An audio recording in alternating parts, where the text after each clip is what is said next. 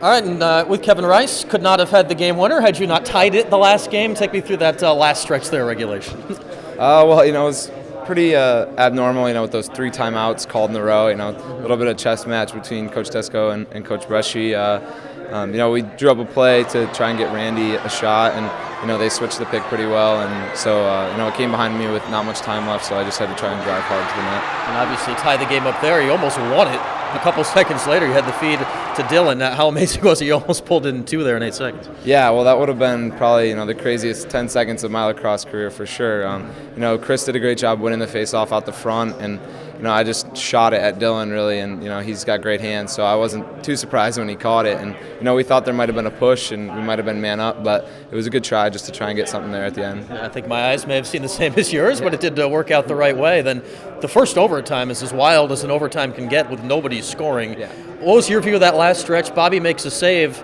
A blink later, all of a sudden it's back in your stick at the other end. Yeah, it was crazy. Both teams had some good looks. I think we hit the pipe twice maybe. I know Dylan hit the crossbar once, and like you said, they turned it over with about 7 seconds left, and I got a chance at a quick stick down at the other end, and give their goalie some credit. He made 2 big saves. One on Scott Loy where he put it low and away, which is usually a goal every time. So big players playing well in big games. We were fortunate that Billy stepped up and threw one past him. Yeah, the save you made on you there, that's all reaction, right, on both of your parts. You're just catching and spinning as fast as possible, right? Yeah, I knew there was only a second or 2 left, so I wouldn't really have time to, fake or really even look at the goal. So I just tried to get it on Cage as quick as possible, and, I saw the replay afterwards, and he actually made a pretty good save on it, so.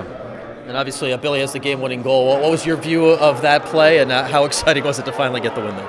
Yeah, well, we came out and we were trying to look for a short stick matchup just to get their defense sliding, and we realized that they had their second shorty on Randy, so we got Randy behind because that's a good matchup for us, of course, and they slid off Billy, and so I was sprinting to the end line trying to back up the shot, and was pretty happy when I saw the net move. And obviously a big win, things going in the right direction, and now Hobart. I imagine if not for the rivalry, maybe it's easy to overlook this one, but after last year, that's certainly not the case with you guys. No, definitely not. I think we got embarrassed a little bit last year in that game. They came in with a big crowd and beat us on our home field. So we're excited about repaying that favor this year and trying to get a win there. How important is the history of this game, the rivalry, and the trophy to you guys? Yeah, it's huge. With the legacy of the Simmons here, and Coach Simmons Jr. talked to us last year before the game, and so we all felt like we kind of let the program down a little bit by letting that one get away. So we're excited about trying to get that trophy back here. You feel you got some of this one-goal magic that you guys had last year going again now too? Hopefully, I'm sure we'll need it again down the stretch here. But fortunately, I think we're on pace for a few less of those games this year than last year. But if we need to, we know we're comfortable in that situation, and especially the way Chris has been playing. We feel comfortable if we get to overtime, we're probably going to get the ball first. So it's a good feeling. With freshman Scott Firman now, and Scott, you're already seeing some of the crazy Syracuse games here your first year. How crazy was that to be involved in on Saturday? Yep, definitely one of the crazier games I've ever been a part of. But it was a lot of fun. A lot of fans there. Great atmosphere. New rivalry. Big ACC game, playing game, obviously, for the tournament, and turned out to be a good one.